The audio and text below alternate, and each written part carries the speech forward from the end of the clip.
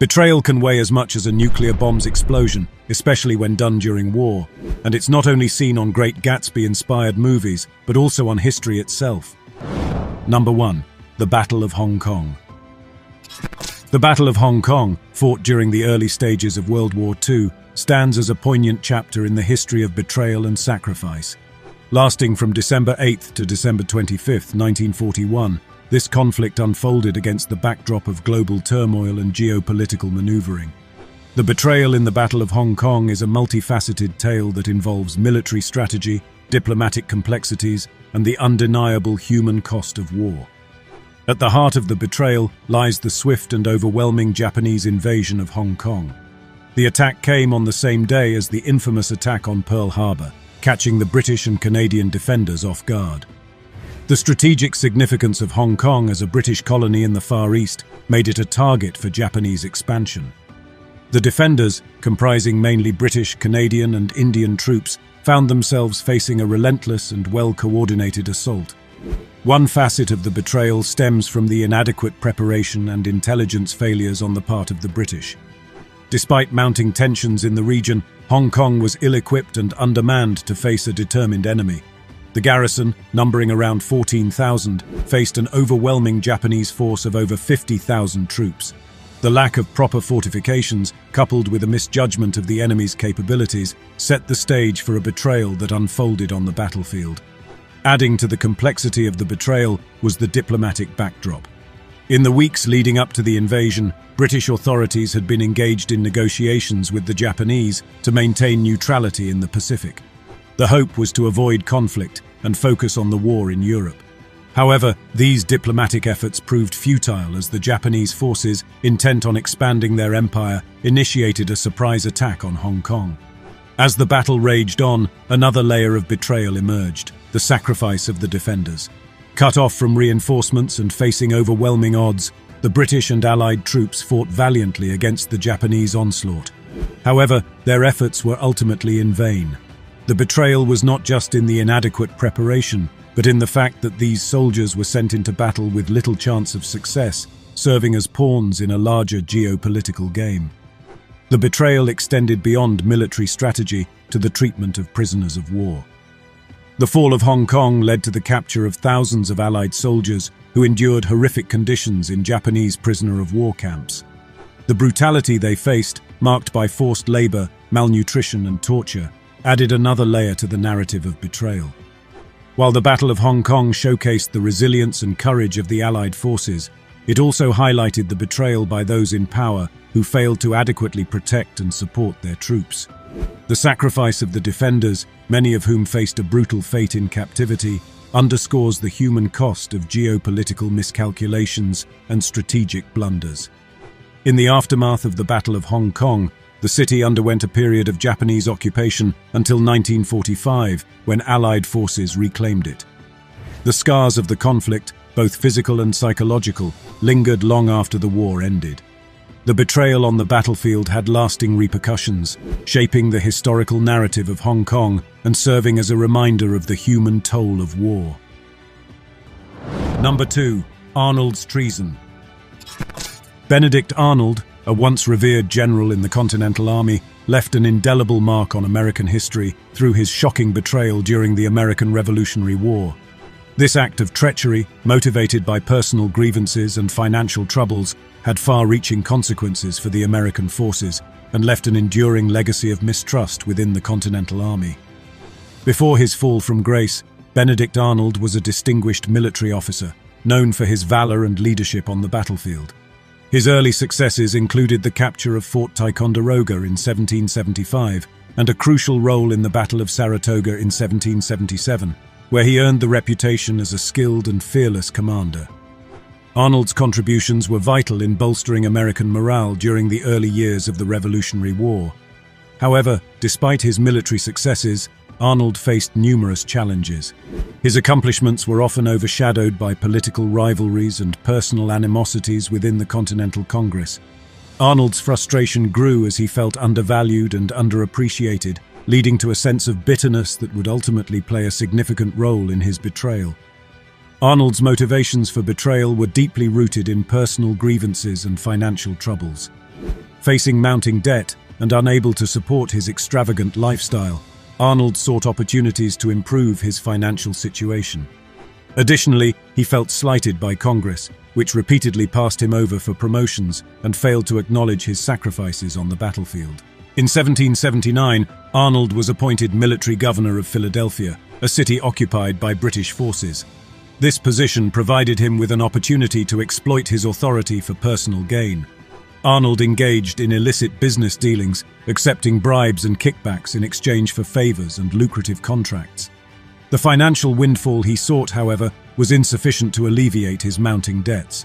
Feeling increasingly isolated and betrayed by the very cause he had fought for, Arnold's personal grievances converged with his financial woes. The prospect of changing sides became increasingly appealing, especially as he believed that the British offered a pathway to both financial security and the recognition he felt he deserved. Arnold's betrayal had immediate and severe consequences for the American forces. In 1780, he negotiated with the British to surrender the strategically important fort at West Point, a key position on the Hudson River. Arnold, who had been entrusted with the command of West Point, planned to turn the fort over to the British in exchange for a substantial sum of money and a commission in the British Army. Fortunately for the Americans, the plot was discovered before it could be executed. Major John Andre, the British officer tasked with finalizing the details of the surrender, was captured with incriminating documents. Arnold, learning of Andre's capture, managed to escape to the British lines before he could be apprehended. While the immediate consequence was the thwarting of the plot to surrender West Point, the betrayal had broader implications. Arnold's treachery eroded trust within the Continental Army and cast a shadow of suspicion over other officers. The revelation of Arnold's betrayal shook the core of the revolutionary cause as Americans grappled with the betrayal of one of their own heroes. The long-term impact of Benedict Arnold's betrayal reverberated through the Continental Army, leaving an enduring legacy of mistrust and suspicion. The episode highlighted the vulnerability of the revolutionary cause to internal strife and raised questions about the loyalty of other officers. The very idea that a high-ranking general could defect to the enemy shattered the faith that soldiers and commanders had in one another. The aftermath of Arnold's betrayal prompted the Continental Congress to reassess its approach to military leadership. Measures were taken to strengthen the vetting process for officers, and steps were implemented to monitor and address potential dissent within the ranks.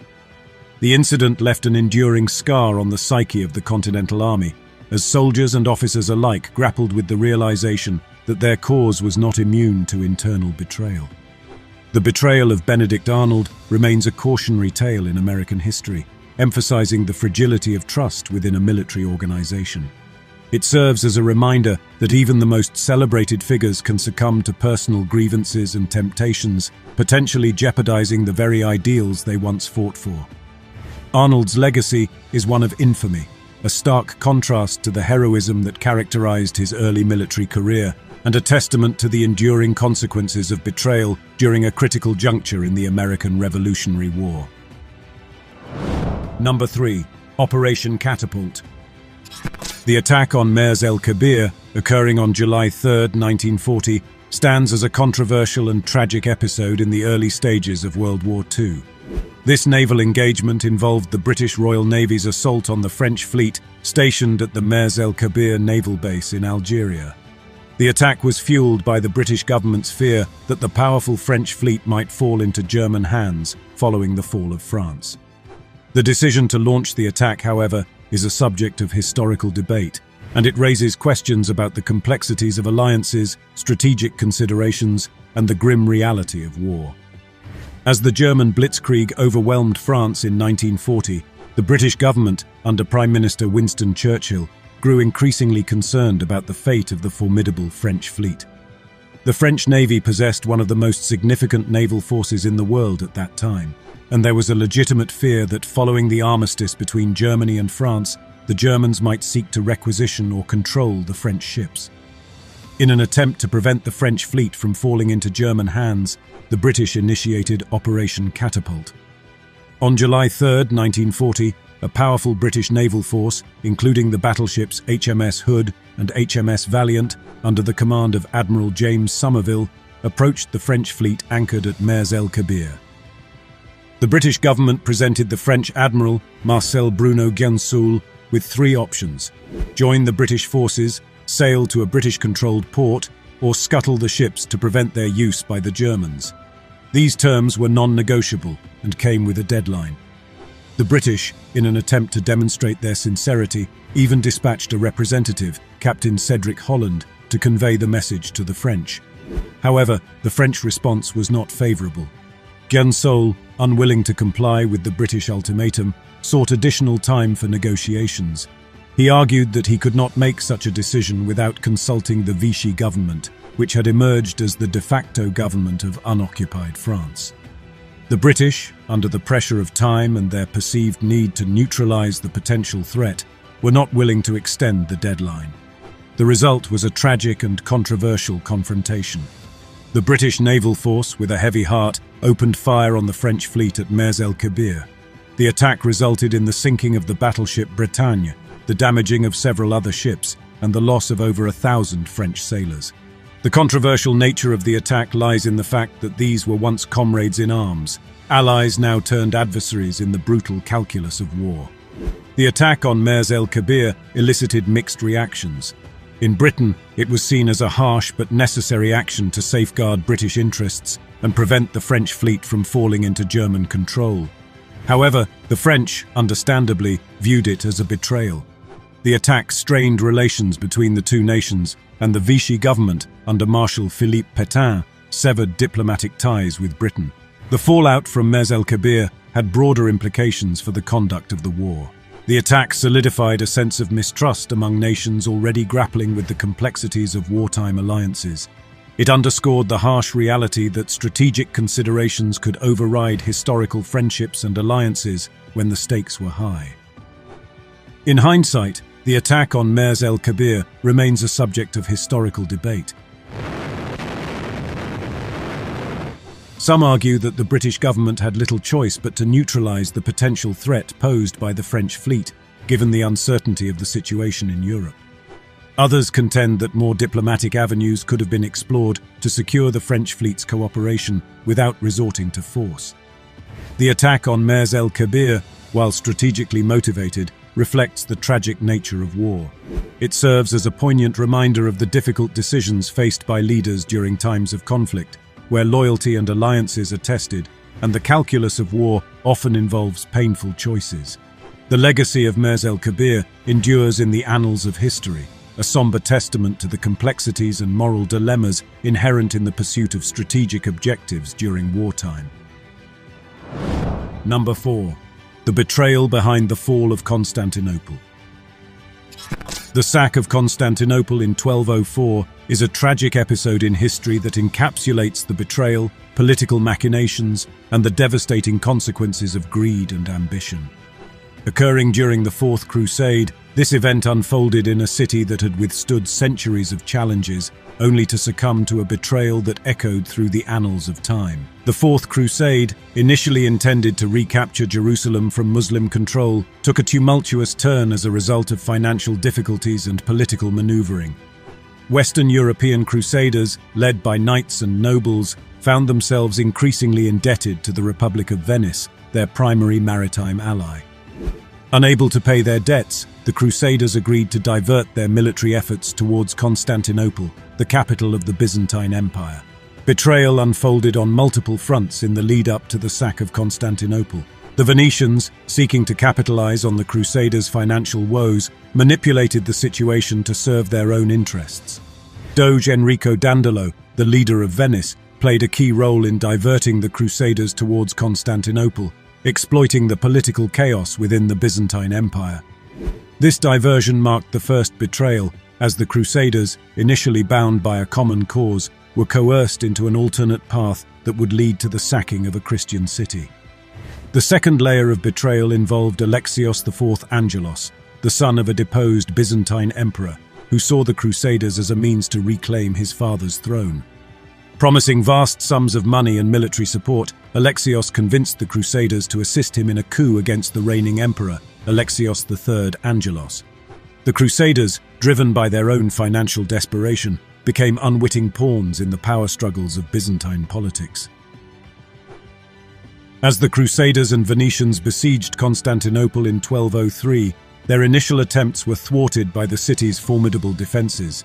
However, internal divisions and the political machinations of Alexios IV began to erode the Byzantine resistance. The betrayal deepened as the Crusaders, initially promised payment and supplies, grew increasingly frustrated with the delays in receiving their rewards. In a tragic turn of events, Alexios IV was overthrown and executed by political rivals within Constantinople. The Crusaders, feeling doubly betrayed, turned their wrath towards the city itself. On April 12, 1204, they breached Constantinople's walls, unleashing a wave of violence and pillaging that would be etched into history as the sack of Constantinople. The betrayal on the sack of Constantinople extended beyond the initial diversion and broken promises. The city, known for its cultural richness and architectural marvels, became a victim of unchecked brutality. Churches, libraries, and homes were ransacked, and countless works of art and manuscripts were destroyed or stolen. The famed Hagia Sophia, a symbol of Byzantine splendor, was desecrated and repurposed as a Latin cathedral. The consequences of this betrayal reverberated across the Christian world.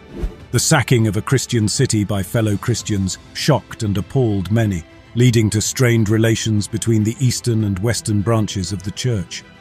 The act left an indelible stain on the reputation of the Crusaders and Western Europe, as the plundering of Constantinople ran contrary to the principles and objectives of the Crusades.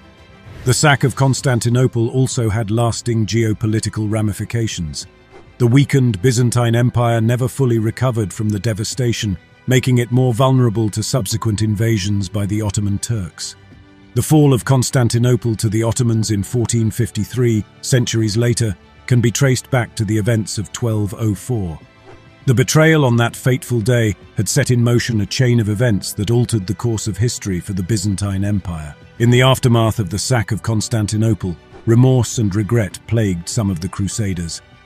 Pope Innocent III, who had initially supported the Fourth Crusade, condemned the actions of the Crusaders in Constantinople. Efforts were made to reconcile the rift between the Eastern and Western churches, but the scars of betrayal lingered.